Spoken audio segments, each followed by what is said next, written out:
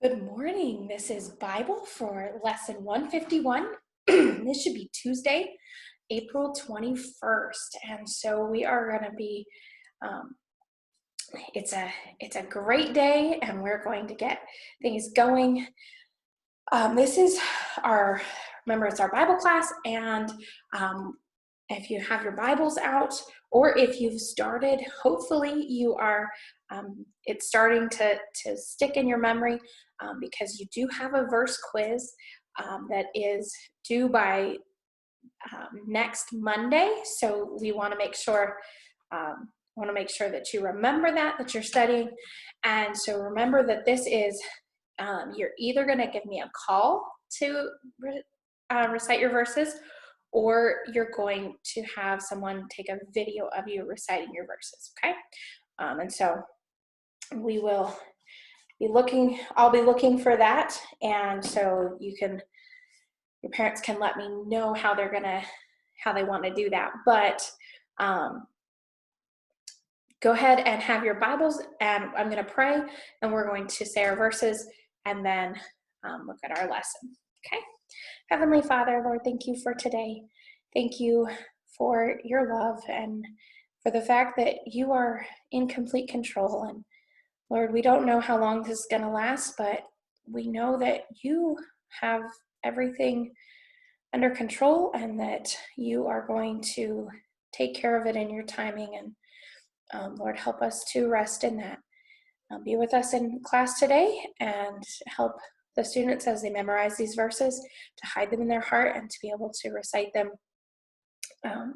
without any problems. In Jesus' name, amen. All right, let's look at John 15, 1 through 7.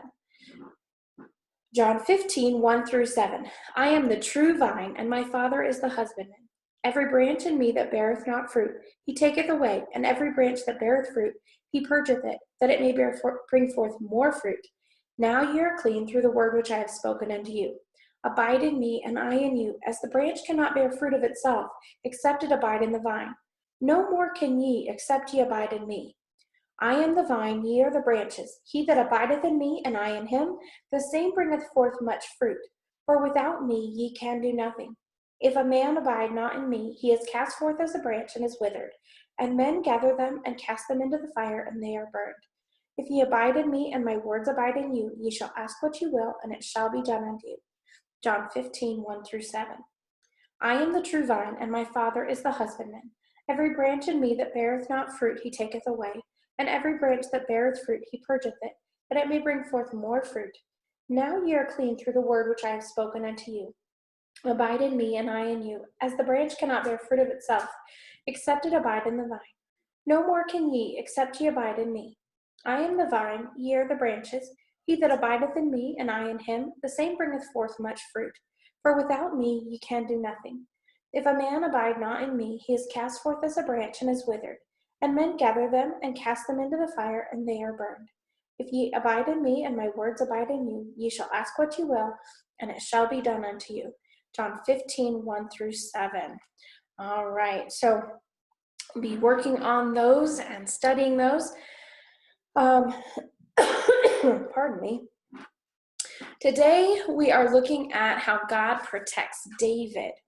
And so from yesterday, we saw how David was in hiding, and David spent that time in the caves and in the wilderness, and he was running from Saul.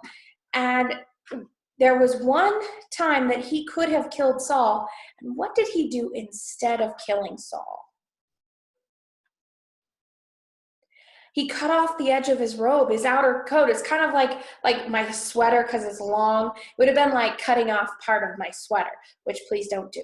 I would not like that. But that's the idea. It was an outer coat, and so and he cut that off to show that he could have harmed him, but he wasn't going to, and that was really to show Saul that he wasn't out to harm him, and that Saul had just been imagining that.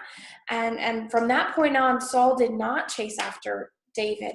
And so, God was going to put David in in the throne as king in his own time.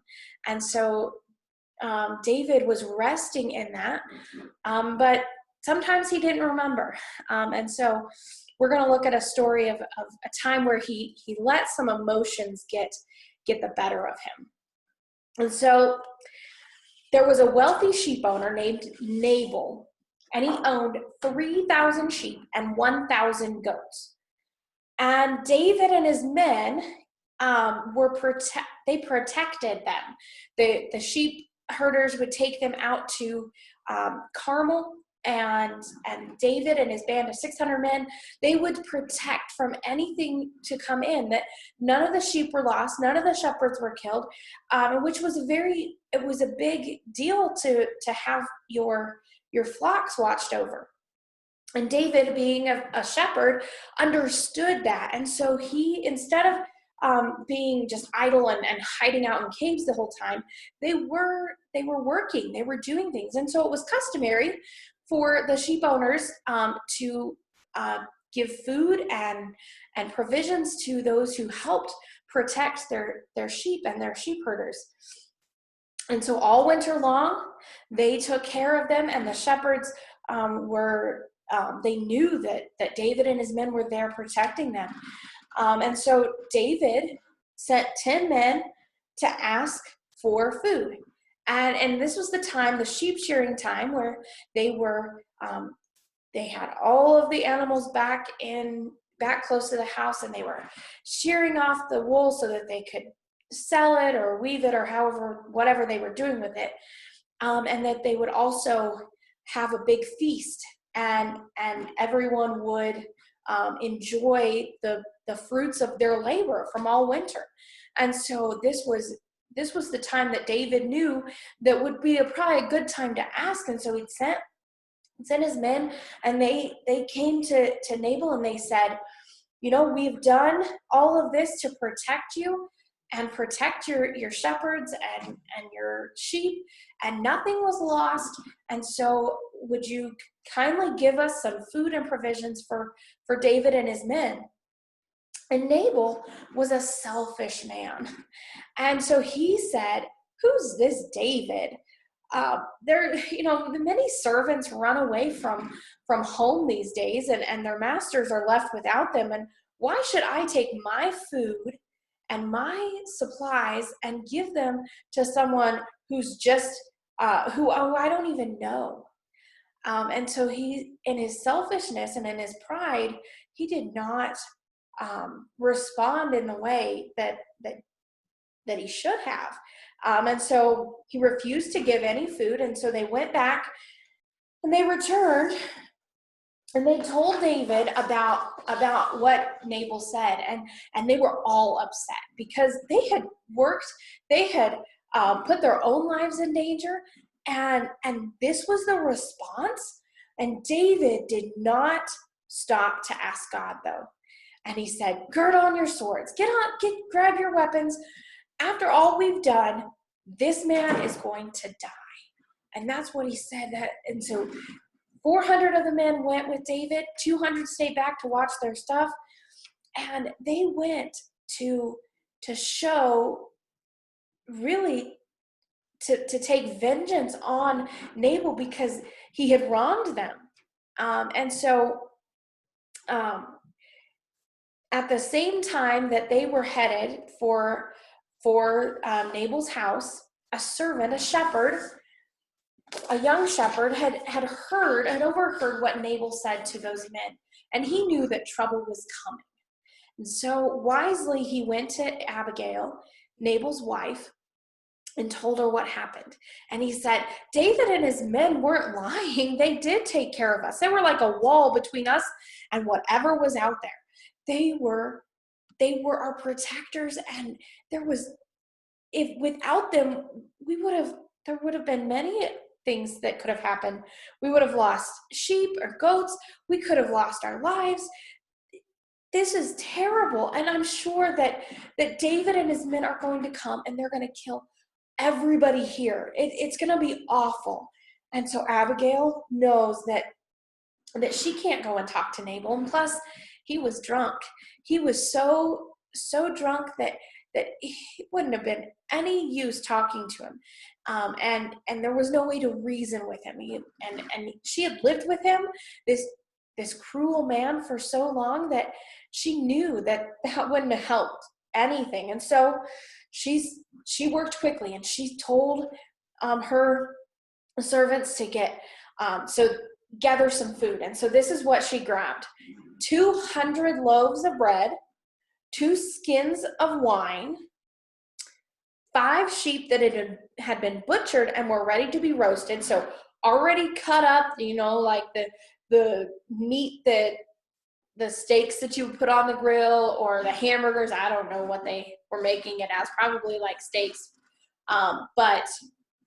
or that idea. So they were all ready to just be roasted with fire.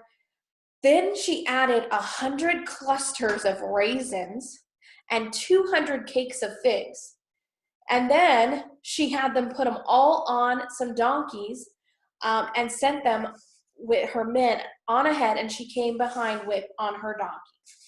And as soon as she comes and meets David, she gets off of her donkey and she falls to the ground on her knees, and she bows before him and says, "Upon me let all this trouble be blamed.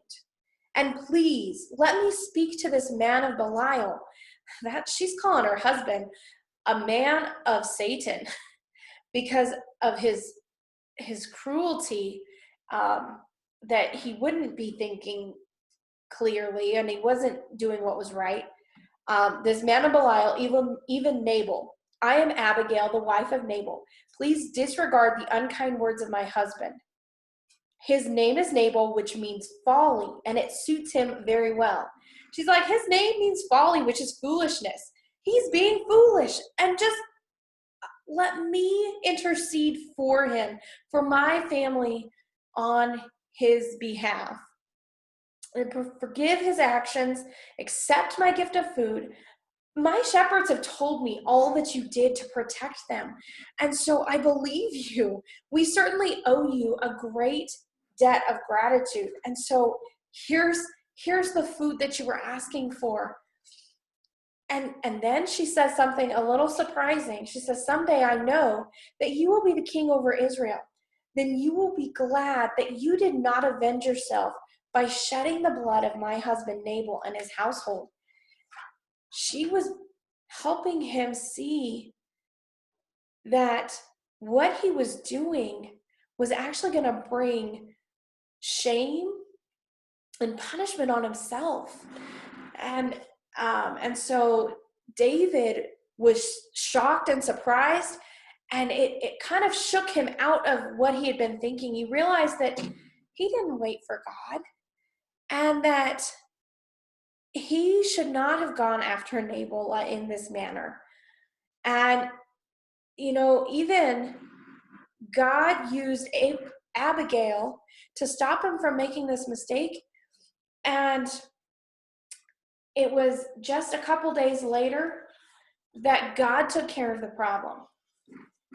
And so a couple days later, Abigail came to Nabal, and when he wasn't drinking, when he had sobered up, and said and told him that what she had done, and that she had spared the household, that they had all escaped this danger. And you know what? In that moment, the Bible says that his heart died within him. And he was paralyzed. And 10 days later, he died. He either had a heart attack or a stroke, and he died from it. And God is the one that took care of that. And it saved David from making that foolish decision, and from having that blood on his hands. And so later, David heard that Nabal had died, and he asked Abigail to be his wife, and she accepted. And he was glad for her wise counsel. And the Bible says, "Avenge not yourselves, but rather give place unto wrath, for it is written, Vengeance is mine, I will repay, saith the Lord." Romans 12:19.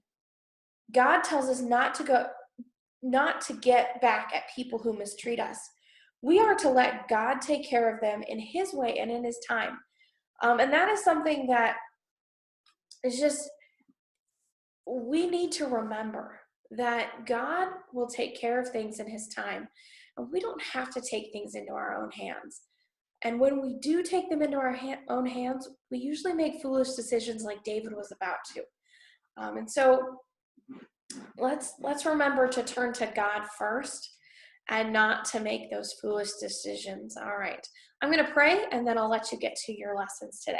Heavenly Father, Lord, thank you so much for the wisdom of the life of Abigail and how she helps David see not to take things into his own hands, and that God could take care of the problem. And Lord, help us to remember that you can take care of any problem, even the world shutting down right now and everything that is going on.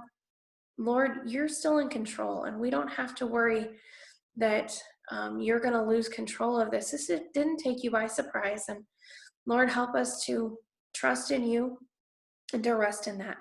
And be with my students as they go through the day with their classes. Help them to do their best and to understand what they're learning. In Jesus' name, amen. All right, we will see you in the next lesson.